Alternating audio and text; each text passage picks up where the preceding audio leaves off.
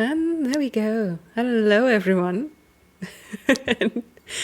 We are going to Raccoon City. No, wait. We are going to a very strange mansion where there might be dogs crashing in through the window, because this is Resident Evil, the board game, and not Resident Evil 3, the board game. That's correct. And everyone say hello to Sherwin Matthews from Steamforged Games. Hello, Sherwin. Hello, everybody. You've been tidying up the table a little bit. We are going to play in Tabletopia, so all the bits and bobs that are going to be in the real game are here digitally. I will warn you and your viewers, just as a heads up, can be a little bit clunky, as you know. I'm sure you've experienced Tabletopia and Tabletop Simulator before, so you'll have to bear with us if we end up flipping a model across the table or something or other. I try not to flip any tables. No, but last time we did this, it was for Bardsong, which is pretty far along, but I remember that the Bardsong session went pretty well too, so I'm looking forward to this. Okay, so we're going to play Resident Evil, the board game, which is going to be on Kickstarter pretty soon. At least you said it's going to be in autumn. Since we are in autumn, October 26th. So 26th. So literally 5 days from now. Oh, yeah. And this is basically the digital prototype. And it's based on the original Resident Evil game. You've already done games for Resident Evil 2 and Resident Evil 3, which is kind of a weird way to go about it. Start with 2, go to 3, go back to 1. Yeah, this is where we are. Yeah, it's how it got to, and I could bore you for hours with the story of how we got there, but that's the order we've done them in. So let's go with that. So we're going backwards, a prequel, effectively. Okay. For our other 2 games. Now, to be completely honest, I haven't played the board games. Okay. And I haven't played the Resident Evil games. I know my way around pop culture knowledge of Resident Evil, and I've actually listened to podcasts about Resident Evil games and things like that, but I've never played them. So everything here is going to be quite new for me. And okay. Yeah. Well, it's always good to start somewhere, right? So all good. All good. It might be an interesting point into the series to start with the board game for the original game. But when I'm looking at this, here's a Chris Redfield that actually looks familiar. That's one of the characters I do know. Okay, fair enough. Yeah, so first thing, actually, we should probably choose which characters we want to play. So we have Chris Redfield, we have Jill Valentine, Barry Burton, and we have Rebecca Chambers. And if you wanted me to kind of sum them up a little bit, if you're not familiar with them. So there's not a dramatic amount of difference in the sort of traditional class sense. The closest you've probably got to that is Rebecca is a healer. She has more healing items than everybody else, and her special abilities tend to make her better at healing people. Chris is quite a good utility character. He's got a lot of kerosene, which we'll get onto later on in a lighter. And then we have Jill and Barry, who are both kind of a bit more utility. So it's really whichever one you think you like the look of. Looking at the art, I'd probably suggest is a good start. Jill Valentine is another one of the characters that I actually know, so I'm probably going for Jill or Chris, I think. Okay, well I'm happy to play whichever one. So then let's do it like this. I'm going to play Jill. Okay, I'll be Chris then.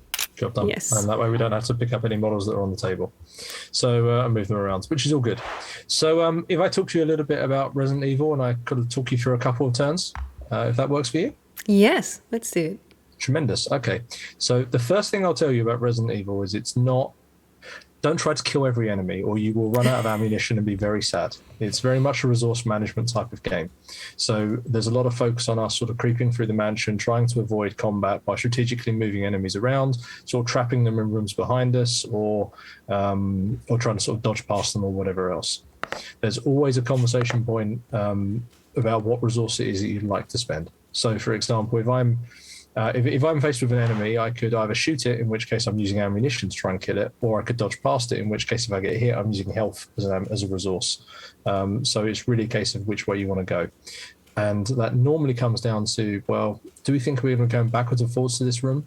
If I'm in a room that's a dead end and there's nobody else in here, then perhaps it's not worth attacking and trying to kill those zombies.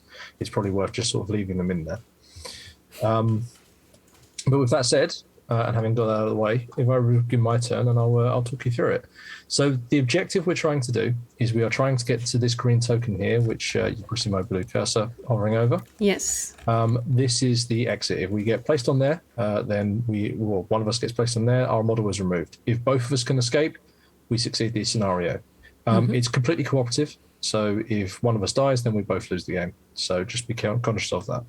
Now, unfortunately, we can see that the door that leads onto that tile is locked. It's blocked by the sword key. This obviously isn't ideal. So somewhere out here, we're going to see if we can find a sword key or a way of undoing that door. The door opposite us also is locked as a one-way. So we can't open it from this direction. We have to come at it from the other way. Which obviously neatly leads into, this isn't the whole map. We're going to need to explore and see what we can find. Okay. So we will have to go this way, past the zombies, through the zombies probably, and find the key and find a way then back. You've got it. And we'll sort of build out the map as we go exploring. We wanted to really lean into that sort of claustrophobic experience of building it out as we go. Whereas the other Resident Evils would be more something where you set it all up at the start and you can plan your routes a bit. This one's more of a step into the unknown. So the other element worth mentioning, just quickly as we start off here, is these red lines around each tile. They are walls, which means you cannot cross over them. The only way you can move in between tiles is via open doors. So each of these doors is obviously closed, but we can open them as we do stuff. So let's go. So in terms of the actual player turns, we take alternating turns. There's no zombie turn. They'll get to do stuff, or enemies will get to do stuff as we move around and start performing actions nearby, that sort of stuff, which we'll see pretty quickly. So the first phase, players' turns are made up into 3 phases, the first of which is called the action phase. That's where you move around, and if you think about it, if you're sitting there with a controller on a game playing Resident Evil, it's anything you'd need to push a button to do. So it's pick up an item, make an attack, move a square, whatever else. All of that is one action. You can do up to 4 in your turn. So I'm going to go first. I'll go 1 to here. It's 1 move. Then 2 to here, 3 to here. So that's my 3 moves. I'm then going to use my last action to open the door. Not terribly wise, quite honestly, to open the door in front of a zombie, but it's really useful for me demonstrating how zombies work. So let's do that now. And you'll just have to come and save me, or alternatively laugh as I get in. So, so that's how my 4 actions over. So my action phase is finished. So now we move into the reaction phase.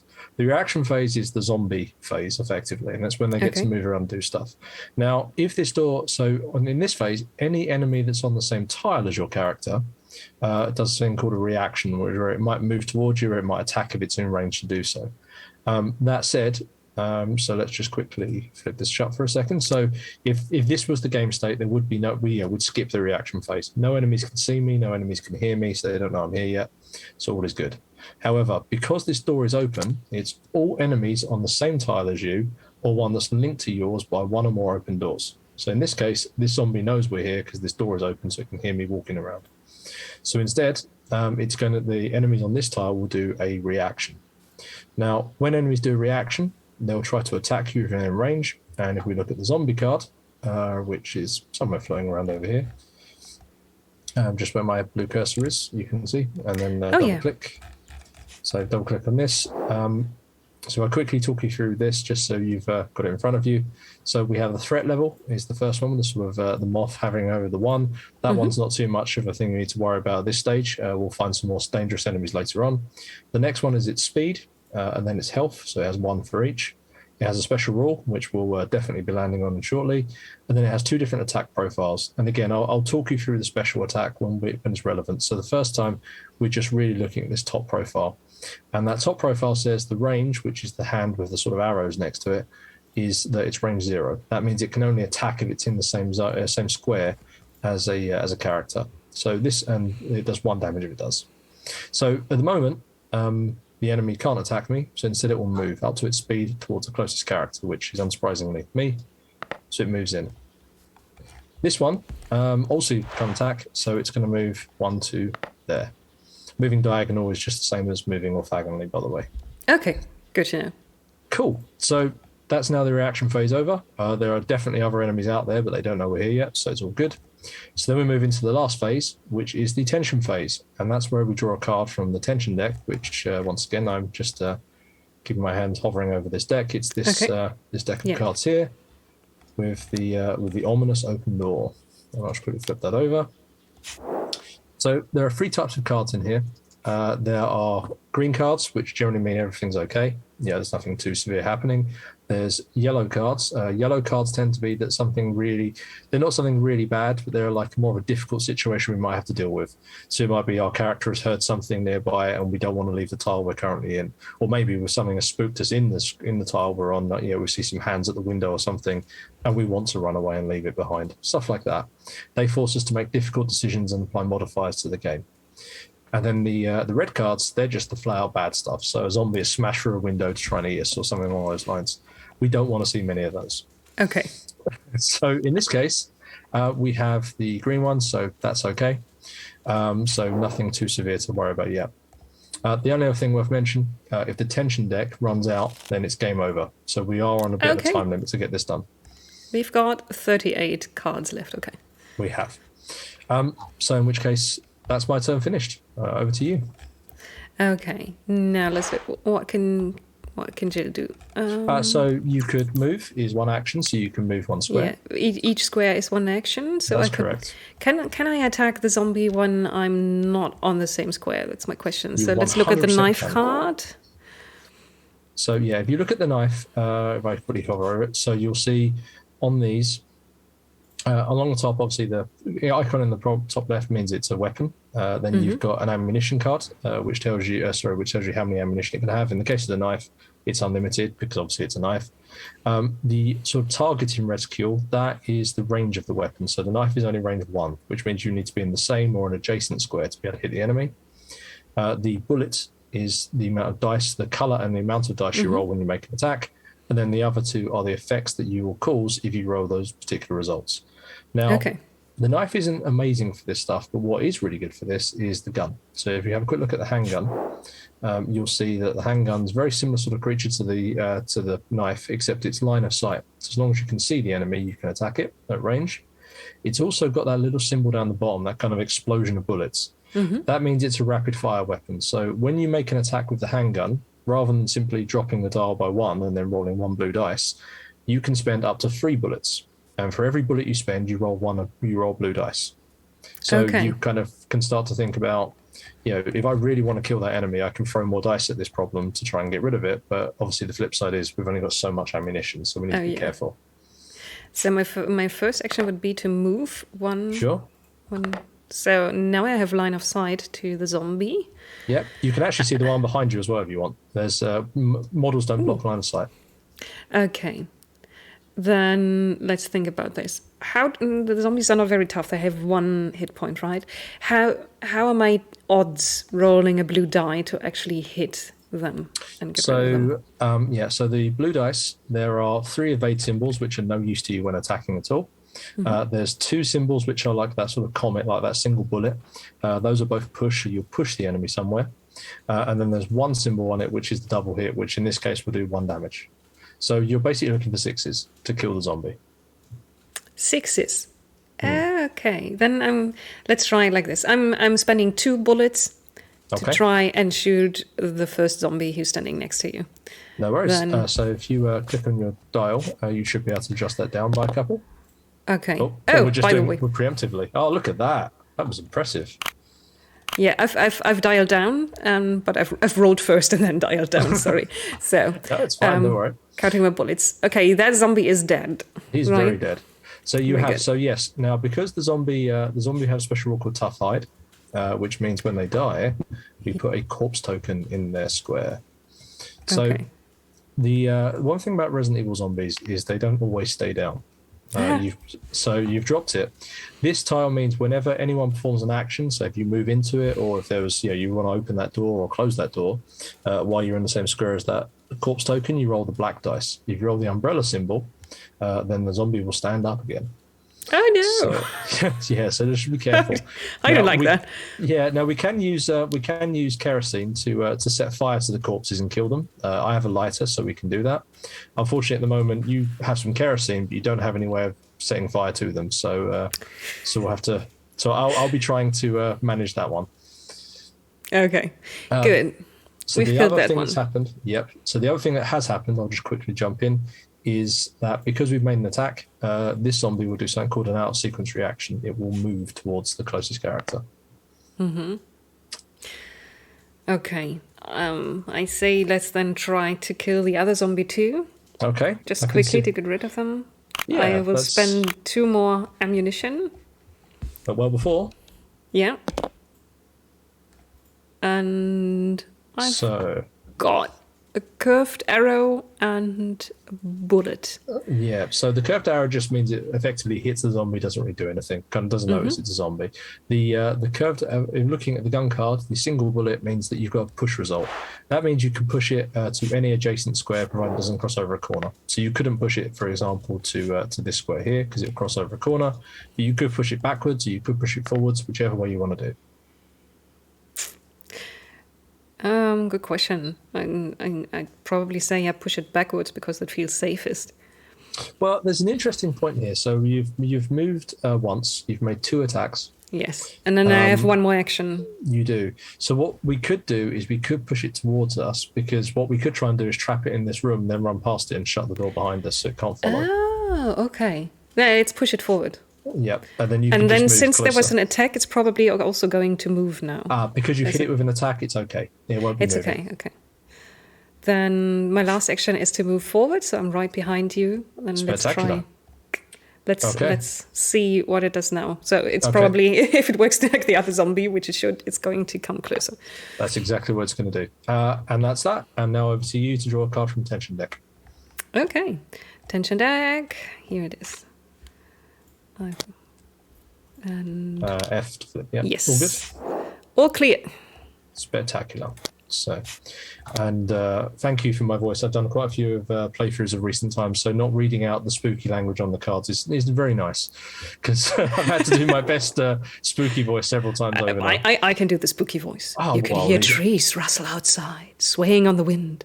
The longest of their branches tickle the window panes, scratching like nails. Lightning flashes, and I'm clicking the card away, and a long shadow stretches over the floor. Suddenly, you're not sure the sound belongs to trees after all.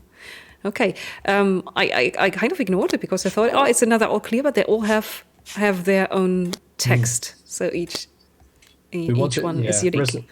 Resident Evil is a very unique, very immersive game. So the more that we kind of create little moments like that, the better. So my turn, and I think I'm going to do what be very gallant, and I think I'm going to run away. Sounds good. Yeah, just run past it basically. So because I'm making an action same square as the zombie, I have to make an evade roll, because as I try to move away, it will try to hit me. Now for that, I'm rolling, and it's a bit like the opposite of an attack roll. I roll. If you have a look at your card, it will tell you what your evade score is. Jill's evade score is 2, same as Chris's. It's the symbol with the arrows on it in the first one on the top bar. So that's how many dice you roll. Now for one of these, and actually they're lined up really perfectly, you're looking to get any one of the arrow symbols in order to dodge past, because a zombie is a standard enemy. It's on a small base. So you can see here we've got the small arrow, you've got one with some dots on it, which is kind of connected to that, and then you've got the large evade here. As a rule of thumb, the more enemies that are in the same square as you, the more difficult it is to evade them when you try to do this. So they won't all attack you. It's just tougher to actually to squeeze past, because there's a whole bunch of bodies who are all trying to get you. However, I've been successful. I've rolled an evade, so I'm here.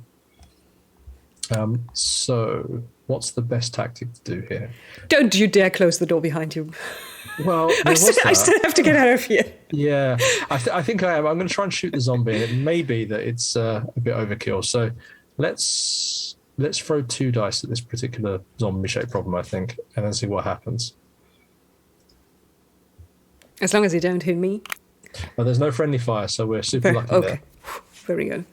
We had to, in early Resident Evil 2 playtesting, we had to change that because we had a couple of people who were killing characters more than zombies.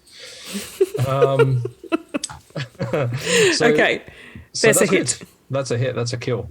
So that's going to kill this zombie, and there are now 2 corpses in that square, which is super encouraging for us, makes this next part much easier. Yeah, because now when it's my turn, I'm going to move through there, and we're going to see whether they get back up again. But Exactly, yeah. So for my last turn, I'm going to, if I've got third action, I'm going to go to here, and then fourth one, I'm going to open this door. Ready for next turn, so we can move in and see what's in there. okay, So reaction phase, there's no enemies no to one's worry there. about, so nothing to worry about there. And I'll draw my next card. Next tension card, and it's another all clear. Are the footsteps you hear at the edge of earshot another survivor, or do they belong to something else entirely? Regardless, one thing is clear. If you can hear them, they can hear you too. So those footsteps are you, right? They're not zombies. Yes, yeah, that's me. That's me. So, cool. We're stepping good over, then, okay. stepping over these corpses. Okay, so because you've ended a square, you need to roll that black dice, and let's hope you don't get that umbrella symbol come back up. No, it's a 4. Oh, good. They are actually definitely dead. Fantastic. Then I'm moving another step. Is this the kind of game where it's not a good idea to open all the doors at the same time? Well, the thing is, those corpses may stand up, and if they do, then us having left a series of open doors behind us will mean that the zombies can just follow us around. So it's not the worst idea to shut that door. So then for my third action, I'm just going to shut the door, Good flip shot, that good over, call.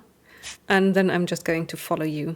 Okay, No, fantastic. don't fall over. Don't fall over. Okay, Jill. You've clearly used Tabletopia before. Yes. and toppled a lot of meeples and miniatures and everything. Yeah. Okay, so all is good. So tension deck time. We've got no enemies to worry about for the time being. Okay. Famous last words, of course. Tension card. Flip. All clear. Soft light paints your surroundings. On any other night, in any other place, you might call the atmosphere relaxing. But not here. Not now. This is a nightmare. Relaxing nightmare. That kind of feels quite apt. You've just shut the door. There's two bodies laying beyond it. There's a body laying on top of an item in front of us. Mm-hmm. That seems apt. Okay, so What's my turn. the A? That's an item token. So An item.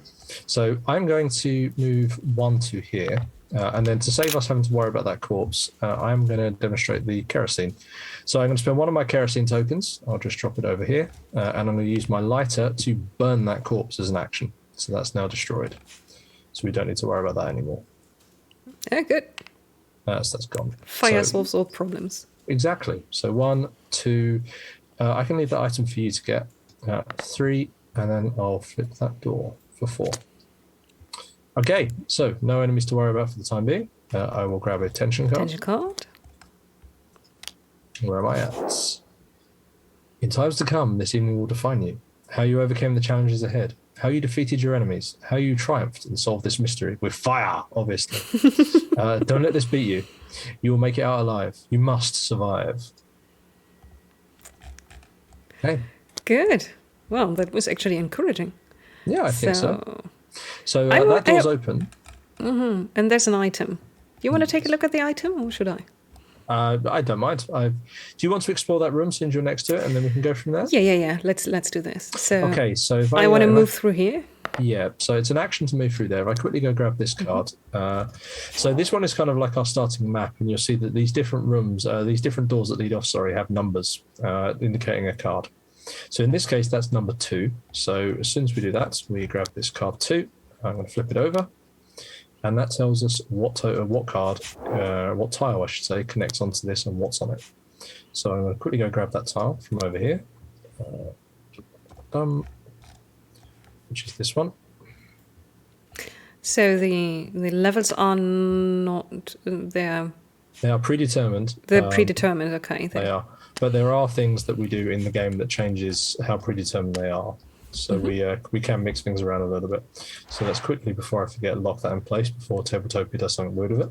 Oh, yeah. And, and then you found... So good news, there's another item token in here, which is here. However, there's also one of these tokens, which I'll drop in here for the sake of us demonstrating what there is, although we're going to pick it up immediately. So your first action was to move in. So Jill is now standing here. Now, when we enter unexplored tiles, sometimes they have a token on them, which is one of these, or there's an amber one and a red one, and that determines how many encounter cards we draw to see if there's any enemies waiting for us. So with that in mind, we are going to, this one's only got one, so that's not too dangerous a room. So I'm just going to drop it off over here. And then you need to draw one of the cards from the this symbol over here, the one next to the tension deck, and see what's waiting for us, or waiting for you, more precisely. I should flip it over before I look at it. Okay. A grave wind chases you through the halls and rooms, a constant reminder of the stormy weather outside. Doors creak open on rusty hinges where the draught meets resistance, the sound carried eerily through the air. Locate the closest tile that contains an enemy and one or more closed doors. Open all unlocked doors on the tile. We don't have anything... Nope. So you get to draw a replacement, and we can resolve that instead. Okay. Let's put this one... Oh, you put it over there? Yep. Spawn 2 corpses. Eek. Okay. Yeah, there's something bad had clearly happened here. So when we're spawning corpses, we drop them onto the spawn markers you can see here. So there's one there, the little biohazard symbols. And that unfortunately means you're also going to have one on top of the item A. Okay, great. There's a body laying on top of it. So that's your first action. So that was my first section. And my second is to move here. And my third is to move onto the tile with the corpse and... the item, let's see. No, that corpse stays a corpse. And then picking up the item is number 4, right? Yep, that's correct. So, no, Jill, don't you? Jill, wake up, Jill.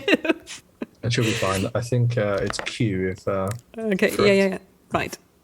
There we are. Cool. So we've picked up item A. So we'll just to move this out of the way so you've got less on there. And then you draw from the item A deck, which is this blue deck over here, where my hand is. So you get whichever item this is. It's a dagger. A defense item. So when you get attacked by a zombie, you can basically stick that in the zombie to, or any enemy really, to stop that from hurting you. And then you discard it afterwards. I'm going to take that. And I'm putting in with my character card. Good times. Now, because you picked up an item in the same square as a corpse, you do need to roll that dice to see if a corpse stands up again. Again? Oh. Yeah, they're scary things. Okay. It's keeps quiet. Good corpse. Good corpse. Stay. Yeah. We're being asked if this is truly live. This is live, yes. Yes, we're doing this live. You probably don't notice because Sherwin is so professional that this could be just basically taped. But yes, this is live. So I can be worse at the game if that's going to help. Create immersion. I can run around and be scared. Okay. So that was mine. Oh, tension. Everyone always forgets the tension phase, as in no one wants to draw from it. Forgets. Yeah, exactly. Low growls torment you, sinister whispers that bleed from behind closed doors and through thin walls. In this hellish place, there can be little respite, and even less safety. Only moments to catch your breath for as long as you dare. Well, all's clear. Sounds it. So I will, let's see. Let's progress on through my turn. I'm going to go through this door that I've opened. So that one is card 3. So grab that. And kind of a bit of a spoiler there because I knew which chunk it was. I was already going over there. Suddenly realised I hadn't actually picked up the cards. So let's drop this big chunk down. So that's a whole bunch of rooms we've discovered here. Oh, good. Okay. And that's this stupidly big mansion. Who wants to live here? Well, some zombies, clearly. So let's... they want to unlive here. Okay. Yeah. Yes, yeah, they're happy. It's their retirement home. So let's grab one of those, with lots of very nasty rooms, unfortunately, up ahead. However, some item Bs as well. Now, one thing that's worth pointing out with Resident Evil is you don't have to go in all of the rooms. Obviously, we know what our objective is, so we don't feel like, if we think that this red room, for example, looks pretty dangerous, we can avoid it if we haven't found what we need. And that's a big if, I suspect. Yes. And if there's another way to go back without going through a whole bunch of zombies. Well, because the item decks are randomized, we don't know. So I've played this and obviously unsurprisingly know where the different tokens are. But at the same time, I don't know where, for example, the key might be. That's a complete mystery to me at this point. There's a few places it could be. So that's going to be kind of interesting, keeping us on our toes. Anyway, I think that's everything. One thing I haven't done is locked these tiles in place, so I should quickly do that now. Because otherwise, again, Tabletopia does weird things. So Cool. For my first action, I've stepped through. That does mean I've now got to draw 2 cards from the encounter deck. Not so good. I'm sure it'll be fine. Honest. I'm not scared. Yeah. I'm not scared. I'm not picking out the card either at this point. What do we got? A faint groan reaches your ears, followed by a rustling sound as air rushes into lungs once still, and a lifeless heart begins to beat with an urgent drum. After resolving any other encounter cards, replace the closest corpse with a zombie. Yeah, that is probably the corpse I'm standing next to, right? Or we'll work that out in a minute. It's after I resolve the other ones, so this could drop down some other corpses in the room, to be fair. Okay. It didn't. Instead, I get a zombie to deal with. So, good times. Yeah. Skip a stab. Yeah, unfortunately. So this zombie is standing opposite, just looking at me curiously and wondering why I'm worried about counting zombies. So corpses. So let's have a quick look. So 1, 2, 3, 4, 5, 6, or 1, 2, 3, 4, 5. Okay. 1, 2, 3, 4, 5. This could be this one. Hello there. Yes. Sadly, and this is the part where all of these doors being opened is bad, which you correctly identified earlier. So I'm just going to shut this door here because otherwise you'll have to deal with that zombie reacting in your turn, in my turn. Mm-hmm. So 1, 2. Now, let's try and shoot that zombie, I think, because that is going to be a bit of a concern for us. So let's just drop that down by 2. And then roll some dice at this particular zombie and see what happens. So I can turn it into a corpse. I can set fire to it again. Yeah. Perfect. You've hit it. Wonderful. The downside to this being that we are starting to run out of ammunition now. And Yes. that isn't a great thing. Also, I didn't get to push it anywhere, so now it's in front of that door, which makes me wonder I don't necessarily really want to go in there. But anyway, so my last action, I'm just going to step over to here. And that's me done. So reaction phase. There's no enemies on my tile. Because this door is shut, this one doesn't activate. It doesn't know I'm around, so we're all good. So just a card from the tension deck. Oh, it's red. That's not good, is it? Crimson Rage. Oh. Oh, that's really bad. A roar breaks the silence as a foe once dead violently drags itself to its feet, deadly talons raking the walls. Remove the closest corpse and replace it with the crimson head. I gather this is bad? Yes, crimson heads. So zombies, when they've been down for a little while, sometimes turn to crimson heads. Crimson heads are very, very fast and a lot more dangerous than a normal zombie. On the plus side, I think it's going to be that one that's one of those 2 corpses in the room we left. So that's only really going to be a problem when we come back around this way. But that isn't the best. Wait, isn't the closest corpse to you the one you just created by killing the zombie? I mean, if you're going to remember those things, then that's going to make it really bad, yes. Sorry. There's a corpse with you in the same room, I mean... Yeah, yeah, okay. So but apparently shooting that zombie only really served to upset it. Not the best. Fun thing is someone wrote in chat, hopefully we're going to see a Crimson Hat attack this run through. 30 seconds or so before you drew the card. So well, yeah, that wasn't great. I'm glad that person will now have a great experience watching us try to deal with a Crimson Head. Okay. So that's my turn over. It's a very sad end to the turn. Over to you. Okay, what I'm going to do is I move once. Yep. Then I move twice. And then I leave the room, and with my last action, I close the door behind me. Splendid idea. And so reactions? Then I relax because I think everything is fine. It's not like you're going to have a huge problem. Yeah, that sort of that scraping noise was the wind against the window pane, right? Exactly. Yes. Wasn't the Crimson Head standing up? So no reactions, which is good. Well played. Because the zombie can't see me, so that's correct. And my Crimson Head is definitely not doing anything interesting. So fear, hunger, exhaustion, all are demons threatening to drag you down. But you won't let this evening be your last. Where another might find defeat, you only know resolve. You are a member of Stars, and you have a duty to perform. Yes, sir. Good. So, I'm feeling quite good until I find you dead in the next room. I don't really know how to deal with this. I'm not going to lie. This is a dangerous foe.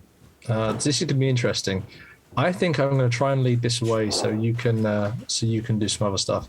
So here's a scary thing about Crimson Heads. They have a special rule. If we have a quick look at that card, yes, we can talk through it now. So straight away you can see it's a more dangerous enemy from its threat level being increased. It only has speed 1, but that is deceptive as a heads up. So the other thing it's got is this heart. It takes 2 damage to kill it, which makes it a bit more resilient. So the other elements here, it has a range 0 attack that does 1 damage. Its special attack does 2 damage, is also range 0, but that's not such a worry at the moment. It's more so much this feral chase rule that I'm concerned about. So if this enemy performs a move reaction, every time a character on the same tile or a linked tile, i.e. one with an open door, performs a move action. So every time I move, this thing's going to run towards me. That's bad. Yeah, and also we have to look at the top card in the tension deck because it gets... Yeah. You've got it. Okay, no, it doesn't get extra speed.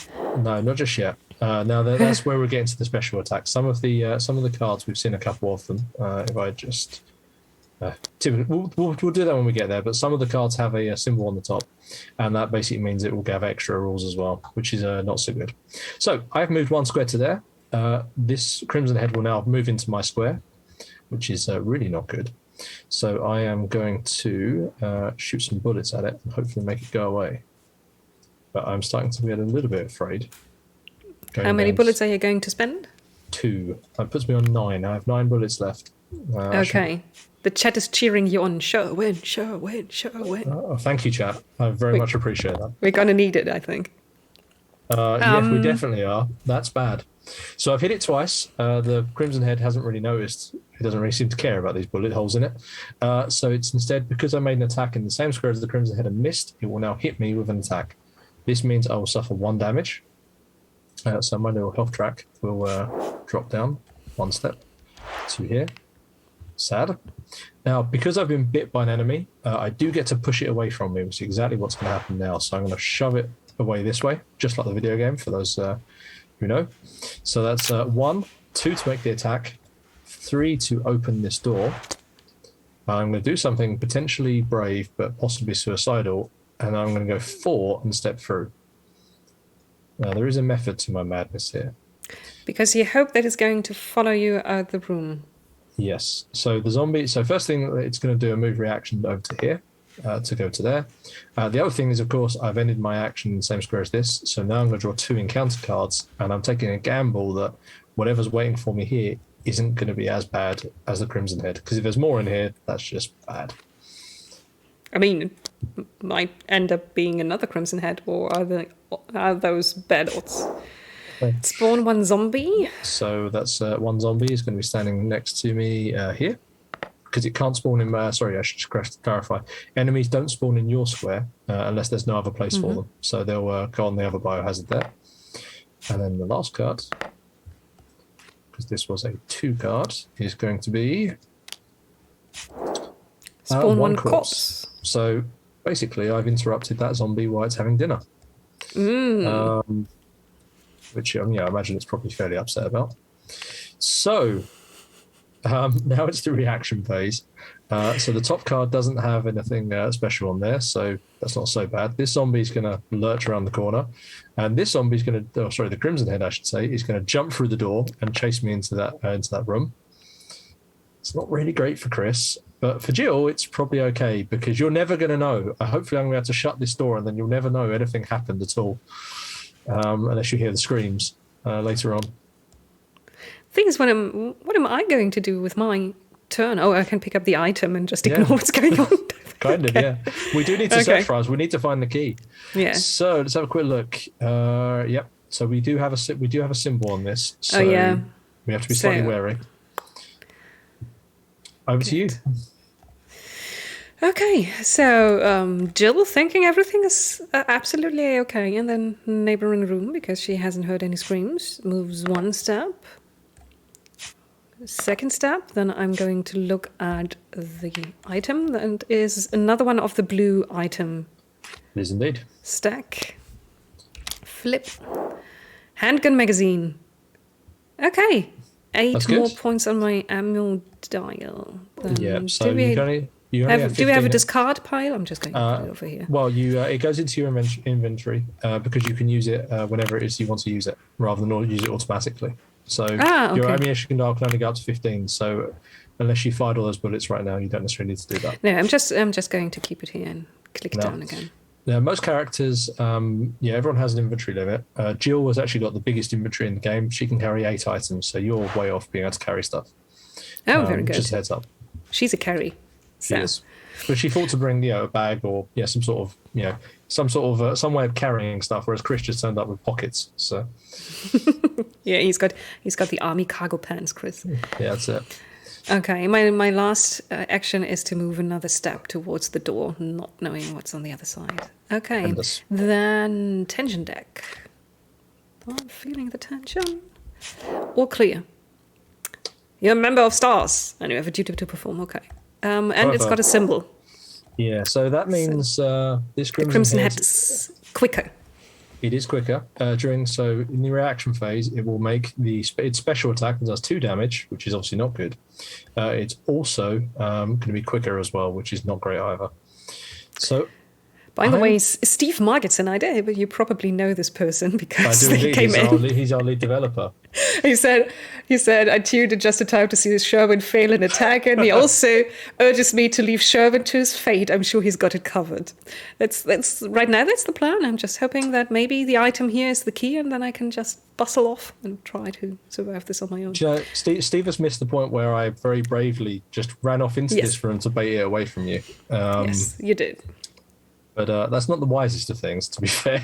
So I'm going to, in my action, first thing I'm going to try and do is shut this door. As I said, let's try and keep you safe from this, at least. Only one of us needs to deal with it. So I need to successfully make any one of the evades, which I've done. There's an evade there, so that means I can shut this door. Right, that's no longer a Jill-shaped problem now. It's just Chris's one to mess with.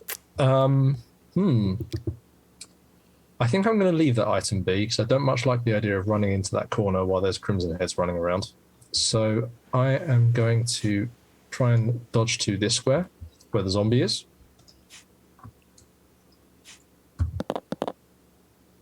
And you dodge. Very, very well. Perfectly. Then, of course. No, because I started in the same square as the Crimson Head, so it won't move that time. I'm then going to move to here. That's another evade roll. So that's my third action, which I failed, unfortunately. Yes. So I don't actually get to move at all. Instead, I suffer a wound, and Chris is definitely now starting to feel a little bit somewhat injured now. Oh, hello. Picked up the whole thing. Let's grab this. And Tabletopia is behaving. I'm now on caution health, so another 3 hits and I'm dead. Now, because I've been hit, I do get to shove the zombie away, which is exactly what I'm going to do. I'm going to shove it into the same square as the Crimson Head. And then And it topples over. Of course it does. And then I'm going to move once into this corner here. Because I moved, the Crimson Head is going to follow following, me. Yes. Because it's a very friendly fellow that likes to do that. In fact, let's not do that. I'm going to run to here instead. Cool. So that's my 4 actions. Unfortunately, the top card, I think we had this, didn't we, was this one here.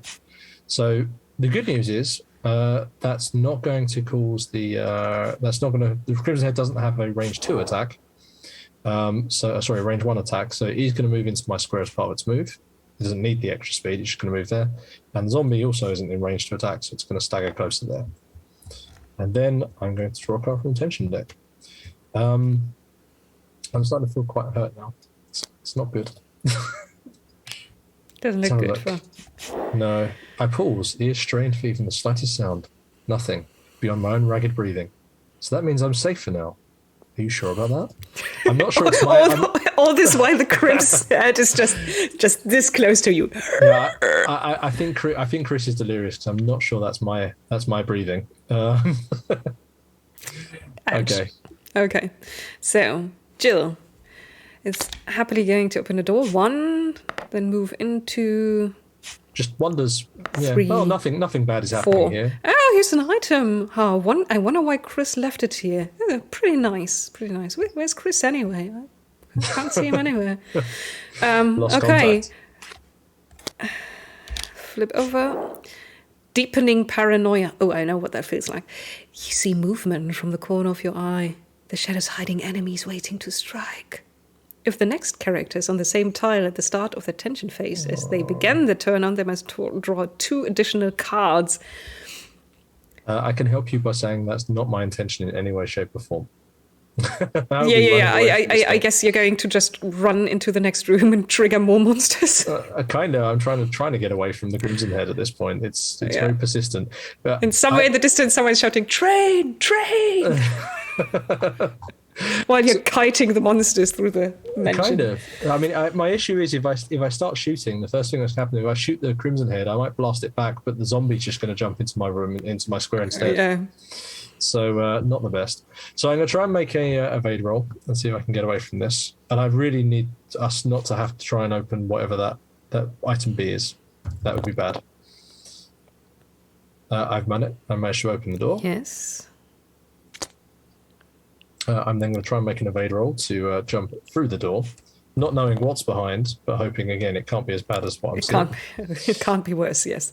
Well, that's good. So I've made it through. There's no reactions because I was in the same square as the Crimson Head, so that's all good. But we do now need to draw 3 cards from the encounter deck. Slightly scary. First one is... after resolving the other encounter cards, the nearest corpse becomes a zombie. Okay. That's good. That's a room we really don't want to go back to over there. Next one. Oh, yeah, sorry. One place. Next one is... Spawn one corpse, which will eventually turn into a zombie, as we already know. Yep. So we'll just grab that one there. And that's going to drop down. Yep. Drop down there. And then the last one.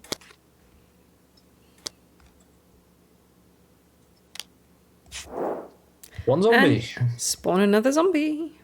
No, where does this one spawn? Because you are standing on the other biohazard. A square can have up to 4 models in it, so that's not going to cause us too many issues. So grab one of those, and then grab one of those for the second zombie, because as was on the first card, once we finish putting down all the enemies, the closest corpse will stand up. So we're actually going to launch a few more zombies with this one, because we have one zombie that appears in here. After resolving all the encounter cards, another zombie, the closest corpse will stand up, which is definitely that. And then, excuse me, and then we actually had another card which is going to cause, let's have a quick look. Let's just quickly find them all. So the first one was, after resolving any other encounter cards, replace the closest corpse with a zombie. Then you place the corpse, and then you place the zombie. Yep, and then at the end of my tension phase, each corpse on this tile's a zombie. So yeah, we're going to be okay with the way that worked out. But that does make me think shooting these enemies is not the wisest thing, because they'll just stand back up again.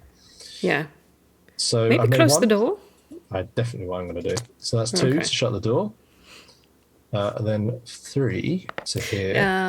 I'm sorry, I'm very German, so I'm a stickler for the rules. So you open the door, 1.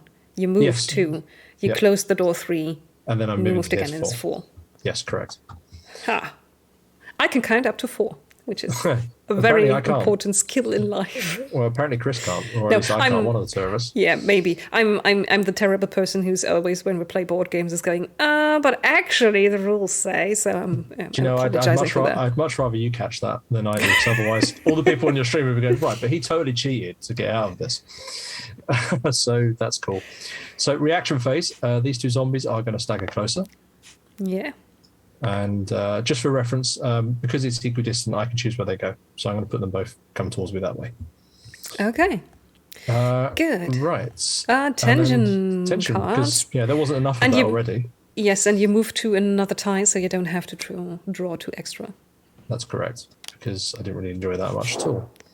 Fatigue burns hard. My muscles burning. Your muscles complaining as much as your frayed nerves about this long night of sustained horror. But for a moment at least, you found respite. Blessed pause to calm your nerves and consider your next move. I mean, not that much pause, but at least it's no longer a Crimson Head. But still, you're only in the same room with 2 zombies. That's relaxing to you at this point, okay? Yeah, the one of them isn't screaming at me and sort of raking its claws along the wall, so that's a good start. So now Jill's going to pick up this item, and that means that... Is that drawing from the red item? That's correct. Pile? Okay. Let's see what this is. It's an old key. Okay. So that's not the key we are looking for. Not so much, but it may be useful later on. So all good. So up to you now. You could go to this door here, which doesn't lead to Crimson Heads, or you could go into the Crimson Head room. I'm pretty sure I know what the solution is here.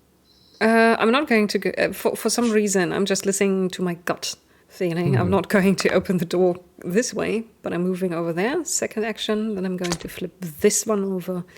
So you could not use the last action and jump on a square with in a tile that could have several enemies in it, or you could just play, throw caution to the wind and step on if you feel brave. I think in the interest of this being a run through, a let's play basically, I'm just going to step over and then go. I like your style. Beep. Okay. Okay, so I'll quickly go grab those tiles. So it looks like there's a couple of zombies on your tile. So in the meantime, I'm going to be doing some things, trying to drop into a couple of Tabletopia tiles. So I don't know if there's anything you might want to talk to people about for the moment, while I just quickly tidy this up, because this will be a bit awkward. Okay. Tabletopia is not the most user-friendly sometimes. As you can tell. I can see. It's not always easy to place things. You've got it. Exactly where they're supposed to go. You probably might have to unlock one of the other rooms to move it around. I think it's that zombie maybe, but we'll get there. Yeah. Oh, by the way, Chad, I'm keeping an eye on you. Not because I think you're going to misbehave. You've been very good so far. But if you have any questions for the Steamforged team, you can just let us know. Otherwise, actually, I'm enjoying myself so far. It's the rules are pretty straightforward, and it works really nicely for me. And I kind of like the simple tactical element that basically comes down to where do I move? How dangerous is the place going to be I'm moving to compared to where I'm coming from? So one of the things we wanted to do, because we knew a lot of people who were playing this would have a video game background, rather than a sort of tabletop gamer one. So we had to kind of adjust the curve a fraction to make it so that those players would be something where they wouldn't feel daunted by the ability to do that. And one of those things was simplifying the rules, obviously, to try and make it a bit more user friendly. And I think it generally tends. And also the other thing. Oh, there we are. So Tabletopia has had a door token fall for it for some reason. Spectacular. So one of the things we wanted to do with that as well is make it so it's still got the fast-paced energy of Resident Evil. It's all about positioning. It shouldn't ever feel like you're anything's easy, if that makes sense. You're not. Nothing you do is kind of, everything is a tactical decision about how you want to do stuff. Everything you do, you have to make a decision where to go for which item, to move which way. And hopefully, as I've demonstrated, the decision to run away from zombies is always a good choice, because simply sometimes trying to throw bullets at the problem isn't going to do the job. So there we are. That's our room. There is a zombie to contend with. You found the old key, at least, the lock that you need the key for. So that's good. There's a zombie over here. There's also a couple in the room beyond. The room beyond, unfortunately, had a door that fell through the floor there spectacularly. Because of good old Tabletopia. I love the ability to play games like this, obviously remotely, but at the same time, sometimes it has its own, brings its own challenges. Oh, cool. Okay, so here in this place, there's a door that's not showing because it fell through, and this door is the one I've got the key for, and that goes basically try and put this here and see what happens. Oh, okay. It sort of stayed. There is another one underneath. Maybe it's sitting on top of it, and that's what's happened. The last thing is we have this interesting token here. What's this? Is this a? Oh, wait! I've seen that one on my character card.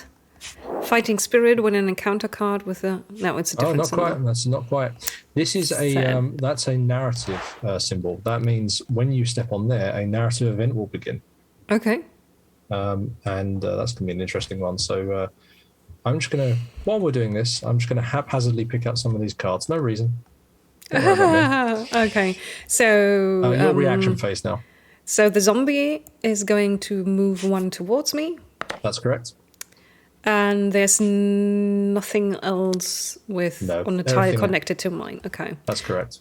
Then I'm just going to pick up a attention card again. All clear. Well, All Jill, appears certainly. safe, but you don't dare relax. In this haunted nightmare, the slightest lapse of concentration can lead to an untimely demise.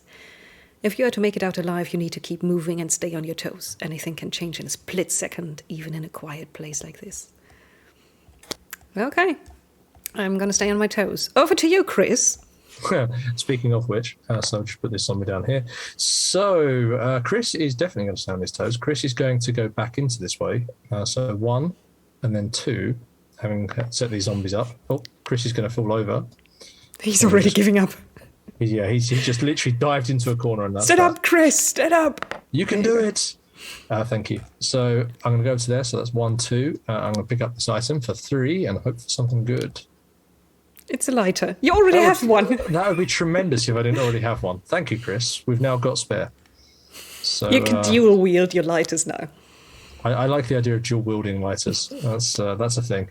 Sadly, the zombies are not impressed. I imagine by the by my dual lighters.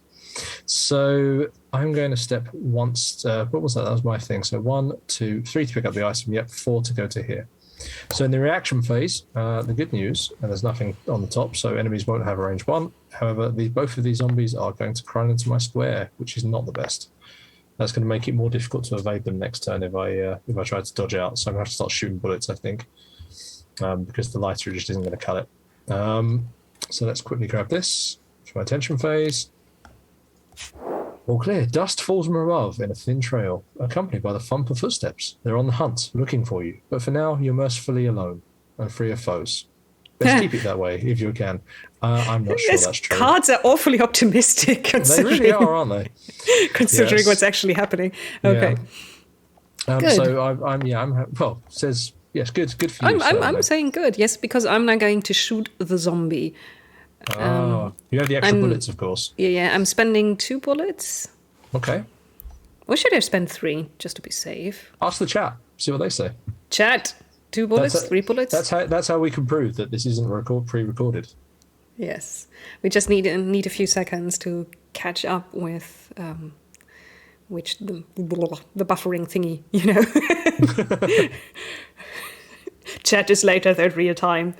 I'm just losing my English words right now. Always 3. I always go with 2. Nice round number. 2 bullets should be enough. Double tap. Okay, most people say 2. 2 people are saying 3. 2, 3. We're still right now at 1, 2, 2. Most people say 2. Okay. Okay, 2 it is. So we're going with 2. I will say 2 is normally a good choice. Yeah, and I can just move. I can move the zombie around. Well, what you could do is you could push it. You can push it 2 squares. So you could push it into your square, then shoot it back through the door and then shut the door on it. Oh, that's very good. So now that's on my square, I can shove it. So you need to make an attack against it, which you could use your knife for, or you could shoot some more bullets at it. And then, if you use your knife, worst case scenario, you miss and it bites you. After you've taken some damage, you then shove it out of the door. You get to push it back, so you still get the same effect anyway. Just you'll take some damage doing it, and you'll save some ammunition. Or alternatively, you want to do it slightly more safely, you can try and shoot it and spend a few more bullets. Considering that I have 8 bullets in another magazine, I'm just going to shoot the thing again. Sure. Doesn't seem like a terrible idea at all. Bullets. And, that didn't work out. Yeah, the zombie doesn't seem to care about your bullets. So it's going to hit you. So you're going to move your health track marker 1 down. Over, yes. Yep. Now it's hit you. You get to push it away somewhere. So I'm totally going to. That's good. I'm just going to totally push it over there. Okay. So I've shot once. I've shot twice. Third action is to close the damn door. Yep. And then I'm just moving down the corridor. Good times. Okay. Oh, tension deck. Well, yeah, we've got no reactions. Oh, deathly rasp. A sinister growl echoes from the walls, dripping with malicious intent. Malicious intent, that's just... But where's it coming from? Are you under attack? Draw an encounter card. Okay. What do we have? Encounter card says empty. Okay, so Yes, you can hear the enemies. You can hear the Crimson Head a couple of rooms away, just growling at everybody. Sounds dangerous. Good thing it's not in the same room as me. Yeah, lucky escape that time. Okay, so Chris's turn. I'm going to shoot some bullets, and I am, unlike you, I don't really have the ammunition to do this very well. So let's drop this down. I'm actually going to throw 3 bullets at this problem, though, because 2 zombies is a scary thing. So let's grab that. Tremendous. 1 less zombie to worry about. 1 less zombie to worry about. That puts a corpse in the same square. Oh, we've got a corpse. Okay. Corpse appears here. Oh, sorry. Yeah, fantastic. So, done. So that's the first action. Now, because I was successful in my attack, the other enemy won't react, which is good. I'm then going to try and evade over to here. That's 2 dice. And successful. Success. 3 to open this door. And then, oh, hey, Chris!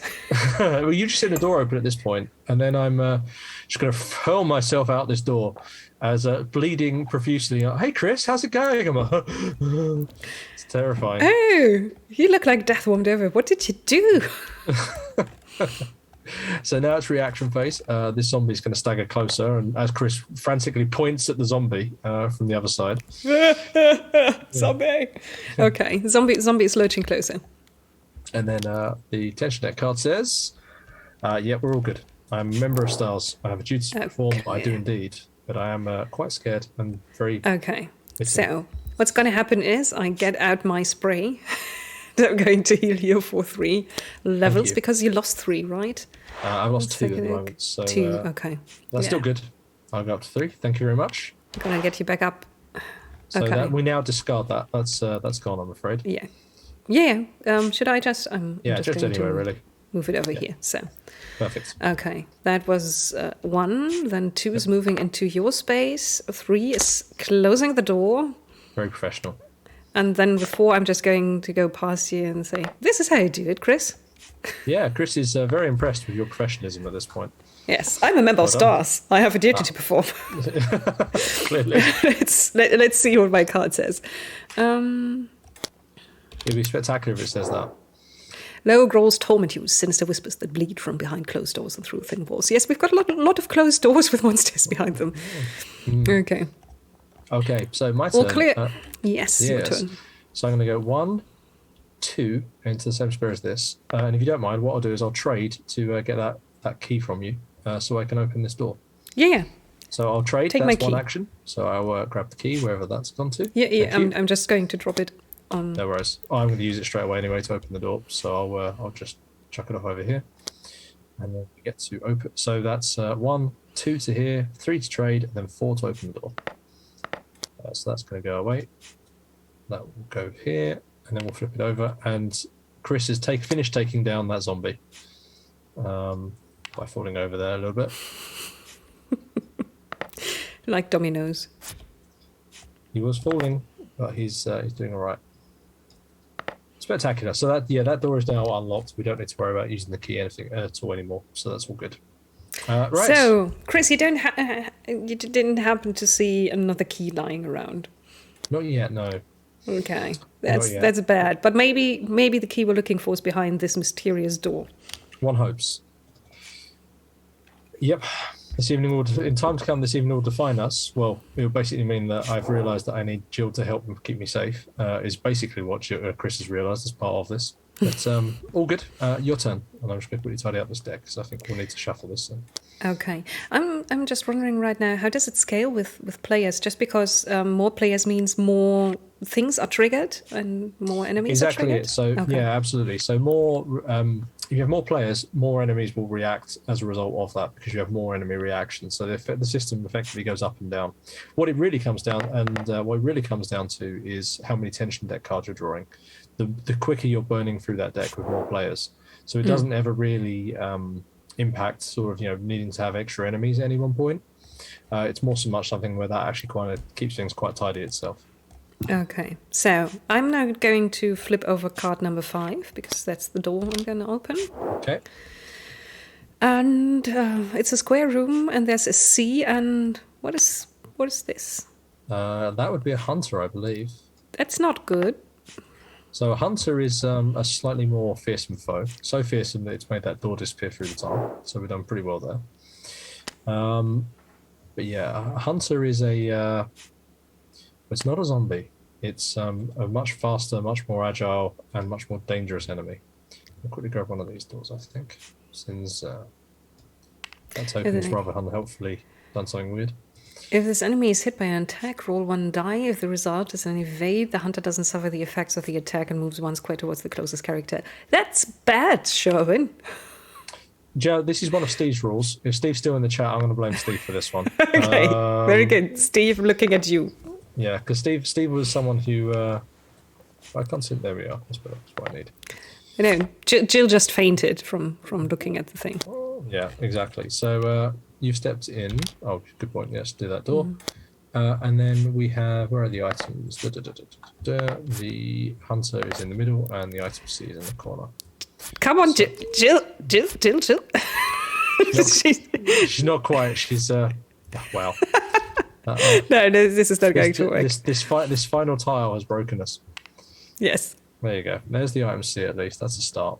And I'll go grab the hunter in the meantime. Okay, Steve Markinson writes, I believe you suggested the rule, actually. Yeah, he's 100% correct. Steve recently tried to remove this after playtest feedback, and I told him no. So there's a hunter. I don't like this. Okay, I opened the door. No, you opened the door. That was the last thing you did. Yeah. I moved through. Yep, I'm just trying to... Yeah. Oh, Jill is not behaving at all. Jill needs to lie down for a bit, I think. Shall we perhaps replace her with another model for the moment? So let's... If you pick one of these characters of your choice, we'll use that. And, I'm just going to head over and take... what's her name? Rebecca. Okay. Jill, have a lay down. You've done very well for us. Yes, Rebecca's now going to take over for Jill, a stunt woman. Okay, so we've moved in 1, and now we're just going to... I think I'm just going to shoot at the thing and hope that it falls over dead at some point. So hunters are a bit tougher than zombies, as you will have seen. Where did the hunter card go? Where did the hunter card go? That one I don't know. I think you may have had it. Interesting. Did I? Nothing like live stream. I thought you were looking at it for the evader rules. I did. I clicked it to look at it, but then it disappeared, I think. Tremendous. Okay, well, did it fall under the table? Wait, I think it did. Yes, it fell off the table. I didn't know this could happen, honestly. You and I both. I'm now wondering whether the missing tokens are underneath the table as well. Yes, maybe they're under the table too. As I look around, I now realise I can see the Resident Evil mansion looking back at me, which is really nice. Oh yeah, true. Oh, nice setup. Didn't realise this before. Okay, so there we've got the hunter. That's your exclusive. No one else has done that. So congratulations. Oh, thank you. Okay, it's got 3 hit points. Oof. Do I have to get those down to 0 in 1 attack? No, is this cumulative? We have wound tokens. So okay, very good. So I'm just going to shoot at it with all I've got. So 1. So the nice thing about this is we took the 1-hit kills out of the demo that it can do. So you don't have to worry too much about it. Okay. So it's a bit nicer than a normal hunter. You get to push it at least. Then I'm pushing it away from the item. Yep. That was 1. So 1 step through, 2 to make an attack. 2 to make an attack. Oh gosh. Should I run? No, it's going to come after me and kill me. How fast is it? Speed 2, I believe. Speed 2. So it's going to... If I go for the C, for the item... It's going to jump you. It's going to jump me. But I can shoot it through the door. I can try and keep you safe. At some point, Chris has to turn up and do something, right? Okay. Then I'm going to move 1, 2, and that's it. Okay. Reaction of the thing is... It doesn't have an attack with reach... 2? Oh, no, wait. Because the last card doesn't show the symbol, it doesn't have reach correct. 2? Yep, so it's all good. Okay. So it will move into my square. Yep. And then we're going to look at the tension deck. Come on. Oop. No, I just want one card. Thank you. All clear. Well, this is a nightmare. Yes, this is a nightmare. Exactly. Doesn't seem good, does it? So, Chris, I'm going to step in, and I am definitely going to start throwing some bullets at this problem and see what happens. I'm down to 6 now. It's not the best. Let's shoot 2. I've got 4 left, but I've got the new magazine. I can't help but feel that reloading before we went in perhaps would have been the better suggestion. But yes, probably. I've done something. I've hit it once. That's great. But thanks to the great rule that you invented, Ed can see whether it doesn't take any damage at all. I like the way you add the extra bit on that. And it does. So it will dodge that. So my damage I did in the push are not going to work. And let's have a quick look on the rule that I invented. And it moves towards you. So it's you're the closest. You're in the same square. Damn. So in which case, which stable you are. It just stays where it is. Yes. And you were sabotaged by someone who created this creature in a way that it makes it invulnerable. Yeah. I literally am the guy in the lab that made this thing, and is currently sitting there proud of his creation as it comes to kill him. So let's try another attack. It's my 3rd action. There we are. So another hit. Done some damage to it. And then... And evaded again. Never rolled this many 6s in my entire life. I feel quite proud. Okay, in which case I'm going to get 1 step closer, I think. I'm going to move into this middle square here. Okay. So now it's reaction phase. So the enemy is going to attack you because it's in range to attack. There's another special attack. Now, because it's on a medium base, you can't roll the small evade. So you roll your normal dice, but it counts as 2 enemies effectively. So the normal evade won't work on this one. Ouch. Okay, how much damage does it do? It does 3. Only 1. No, 1. Only 1 on this particular one. That's good. So I'm at caution level of health. Now it's hit you. You get to push it. I would suggest the reason I moved into the middle, if you push it onto me, that means you're going to be free to pick up the item C and run out, and then that means only one of us has to deal with this thing. Oh no, Chris, are you trying to gallantly sacrifice myself? Yes. So Rebecca/Jill can escape. Again, Rebecca Jill. Okay. So tension deck. Yes. Steve Markinson writes, ha ha ha, happy about the rule now, Sherman. Okay. A horde of undead fiends prowl relentlessly nearby, hungry for flesh. Don't say a word, lest they descend upon you. Wait, if any player speaks, the active character must immediately draw a tension card.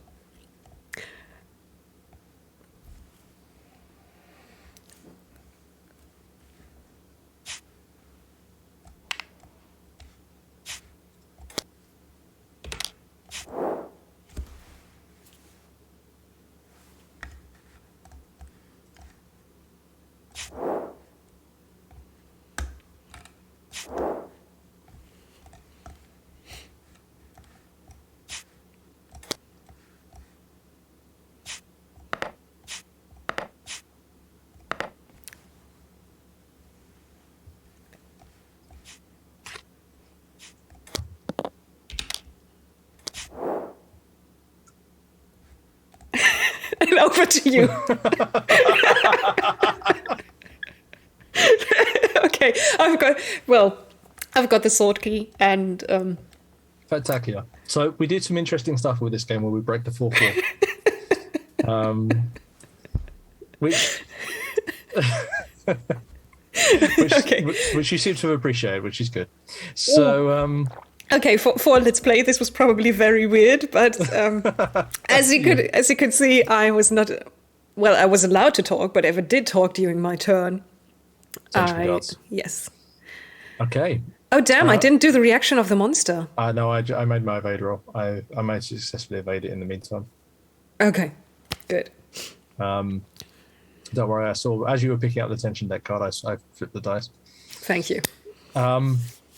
Right. So speaking of which, I've got no bullets left. I don't think. Have I got any left? I have 2. Run, Chris! Run! Chris is going to try and do a very unknown tactic of stab a hunter with a knife. Doesn't sound promising, to be honest. It doesn't, does it? It's got a push. So now I'm going to roll a 6. So it can evade, yes.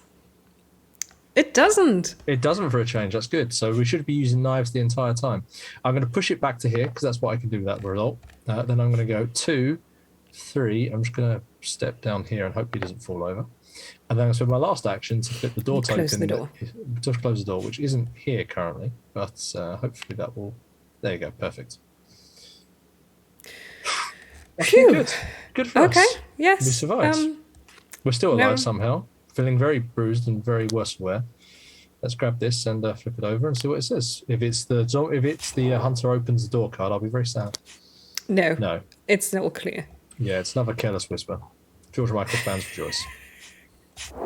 It's another careless whisper. So we're all good. Over to you. Okay. Good. There is a narrative token in that square there.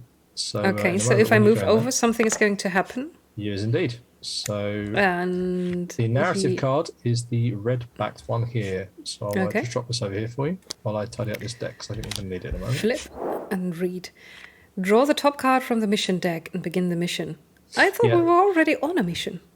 We are, but so in Resident Evil, one of the things we try to achieve is we're obviously all trapped in this mansion. There are other survivors out there. Just because the camera at this particular moment is on us doesn't mean that the other survivors aren't doing other stuff elsewhere. So Barry and Rebecca, although Rebecca's obviously subbed into this particular game, but Barry and Rebecca are out there. They're not just sort of hanging around, their local coffee establishment, sort of discussing the world affairs. They are currently trying to run around, search for supplies, secure the escape route, look for other survivors themselves, and this is what the mission deck represents. So if we grab that, then we should see what happens. So I'll move it over to close to you, and I'll let Philip. Your radio bursts into life, a grainy voice breaking through the stack. Alpha me as line. You reply, but it looks like your radio is broken. Draw cards until this character found 4 or more clues or abandons the mission.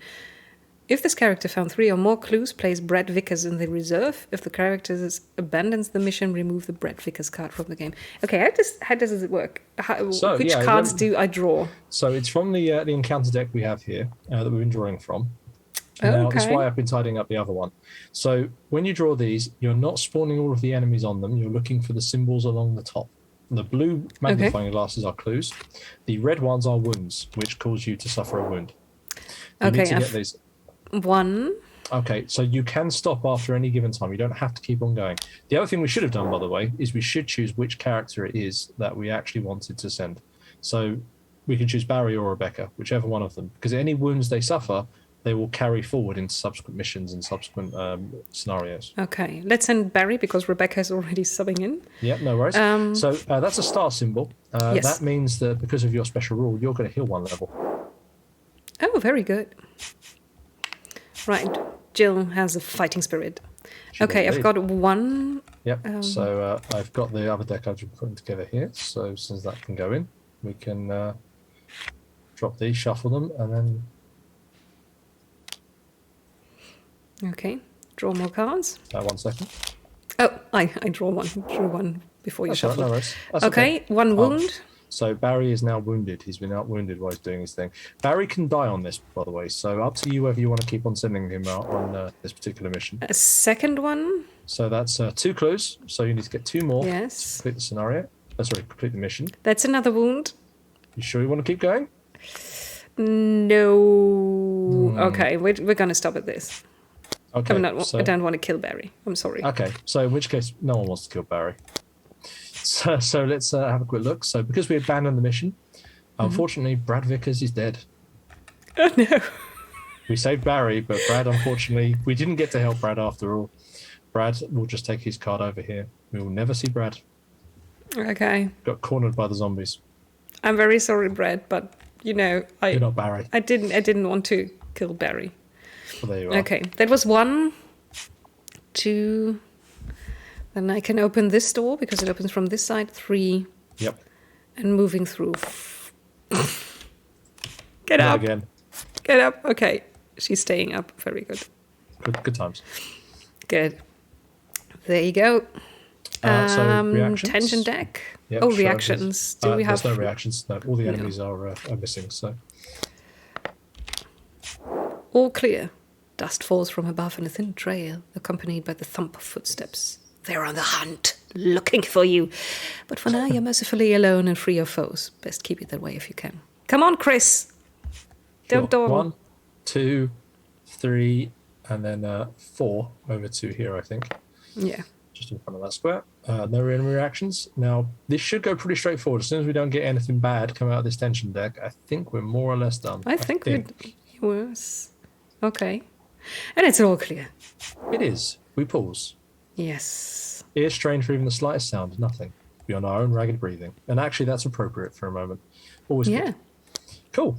Over to you, in which case. Then 1 over here. Then I use my sword key. 2, 3, 4. And you are removed, so you don't need to worry about doing your tension phase. And then in my turn, 1, 2, and I'm also out. We're out. We successfully completed the demo. We survived. Good times. Okay. The downside, Brad didn't. Yes. I don't know what to say other than sorry, Brad. You didn't make it. And of course, Barry's got some F for respect. Barry is also sporting some wounds as well. He's down to caution now, having bitten a couple of times. So if this was a normal scenario at this point, part of the campaign, at this stage, we now, if one of us wanted to play Barry going forward, we'd start off on caution health level because Barry has some wounds. And obviously you'd put either Jill or Chris into the character reserve instead. So if you put Jill in there, she would gain a wound token to represent the fact that she's obviously wounded from her previous mission. Okay. And that's that. Okay. Hopefully you enjoyed your game.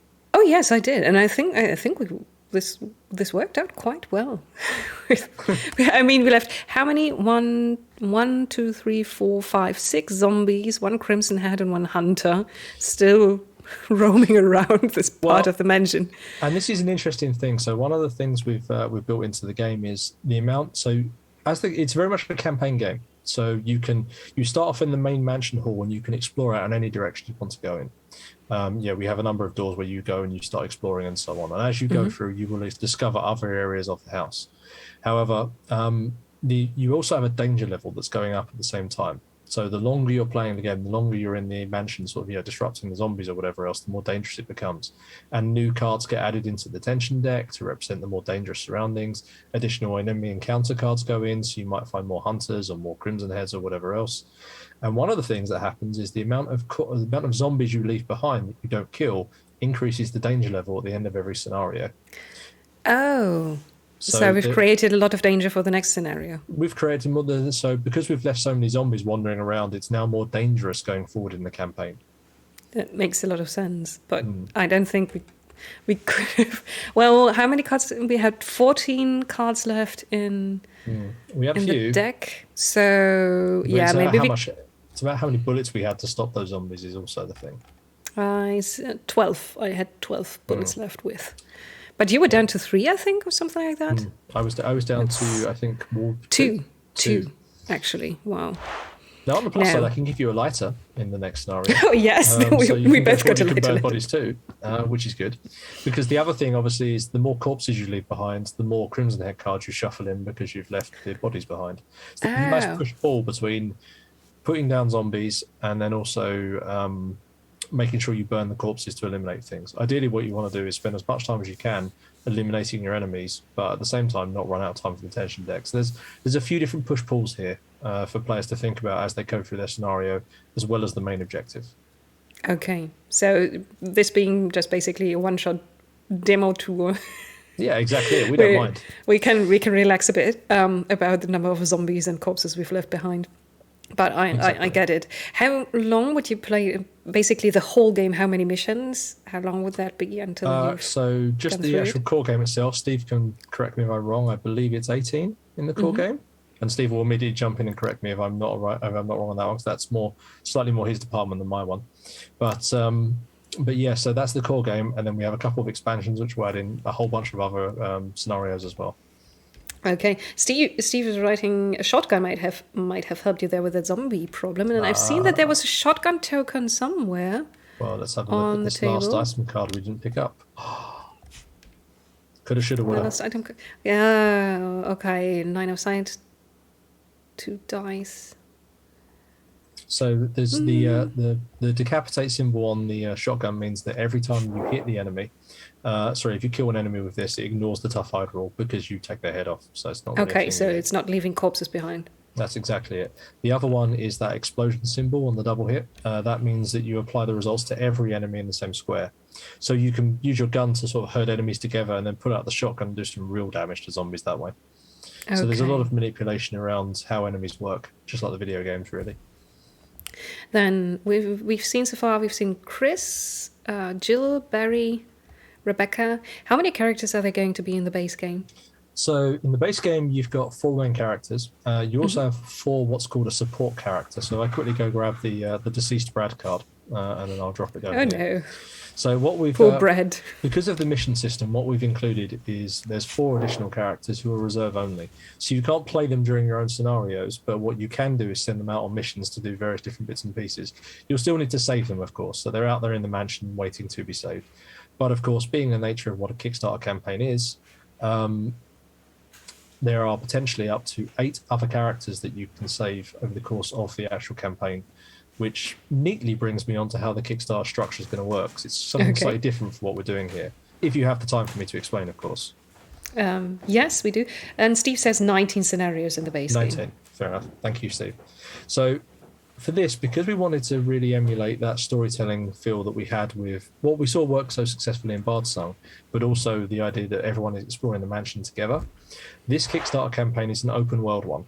So rather than having something where we have monetary stretch goals, as you might have seen before, or even daily stretch goals, what we're doing is it's a system of dailies, I guess. So what you'll have is every day players will get a small piece of narrative that lets them explore out into the mansion.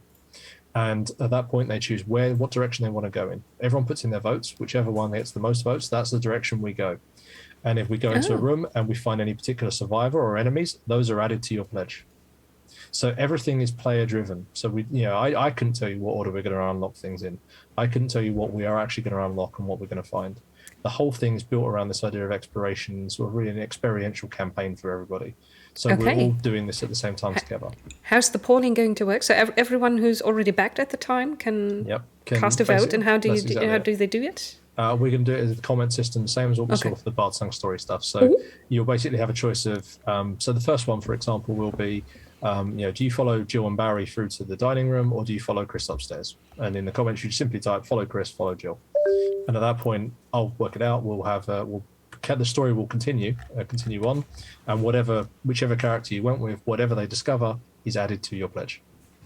Okay, that's a cool idea, honestly. I think it's going to be really interesting. We'll see how people. I think it's going to create lots of interesting stories, lots of discussion, lots of stuff where we really want people to be involved with this one, because the other thing that you can do as part of this is some of those characters that we find, we're going to be able to save, and then effectively that means as a result we'll get advanced level versions of those characters, so leveled up ones that have different abilities and different skills, and that's all going to be based on player decisions as well. So for example, we may find Chris and he's being attacked by a zombie. Okay, do we want to save Chris, or do we want to go save somebody else or explore elsewhere? And at that point, players then get to make decisions. But they're not going to be able to kick Chris out of the base game by not saving him. Well, it's more like whoever you get the second, like the sort of leveled up duty kind of Chris, sort of, where Chris is a little bit further on or not. Okay, so this is starting on the 26th. How long is the campaign going to run for? Is it a standard 30-day campaign, or are you going for a shorter one? A shorter one, so it's going to be 17 days. 17 days. Okay. And how much are you asking for the base game as a pledge? Do you know that's a one that I haven't actually. The one that's not your concern, because you're doing the rules. You're not doing the money things. That's the one of those things that I should be armed with, and I'm 100% sure when I quickly look on my computer, I'm going to find some marketing people sending me lots of frantic messages saying it costs this much, you idiot. But I think it's going to be a similar sort of numbers to what we saw with the other Resident Evil games. So. Okay, good. I'm all out of questions. I can just say I had fun playing with you again, same as back when we did the Bard Song presentation, and I think that was a good team. Chris I think so. Jill Becker. Yeah, Jill Becker. Yeah, I think that works pretty well. I've not seen. We got it out. I don't care so much about Brad. Yeah, that's fine. Yes. There are Brad fans who won't like me anymore because I said that. But the most important thing is Barry got to live. Clearly, that's the most important thing. So it has to be a success in that regard. Yes. There you go, Barry Burton. You stayed alive. Okay, everyone. I don't see any. Also, wait, no, there was one question in chat. Any spoilers on how many scenarios the expansions add each? So, are you already planning the expansions and how much they're going to bring to the game? Quite a bit. I'll let Steve in the comments quickly do that. I'm going to quickly find out what your price for the main box is in the meantime. But I think I know there's 2 mega bosses in it, or 2 massive bosses in each of the expansions. So one is called Into the Darkness and has a black tiger, which is neither black nor a tiger. It's a giant spider. So that's the first one. The other one is a giant snake called Yawn. A huge thing. These are both on 80mm bases, so they're fairly hefty sized creatures. The other ones in the other expansion are something called Plant 42, which is a giant mutated plant. Again, 80mm base, and then the other one is Neptune, which is a giant shark. And that one, so those are going to be some interesting stuff. Okay. Steve says 6 per expansion. And the miniatures, they're going to be same material, same quality as, for instance, your 5e compatible encounter boxes? Yeah, Resident Evil 3 is the most obvious comparison because obviously that's a similar sort of thing. But yeah, it's the same. We use the same for RE3 as what we do for Epic Encounters, I believe. So. Okay, good. Then, everyone, you've seen it in action, and I think we've covered all the questions that came up in chat. Thank you for cheering us on. Thank you for criticizing certain rules about the hunter. But we made it out not unscarred, but alive. It was like a gentleman's agreement. We didn't do any damage to the hunter, and it didn't do that much damage to us. We just left it alone in its little corner in the mansion. Good, everyone. I think that's it for today. If Nico's there, we're going to raid over to some other place. Nico? Okay, so goodbye, everyone. This was the presentation of the upcoming Kickstarter for Resident Evil, the board game with Shervin Matthews. Thank you so much for guiding us through this, Shervin. No worries. Thank you for having me. Glad you enjoyed it. Yes, I did. Happily doing this again for whatever comes next. Thank you so much, and have a great evening, and see you then, everyone. Goodbye. Bye.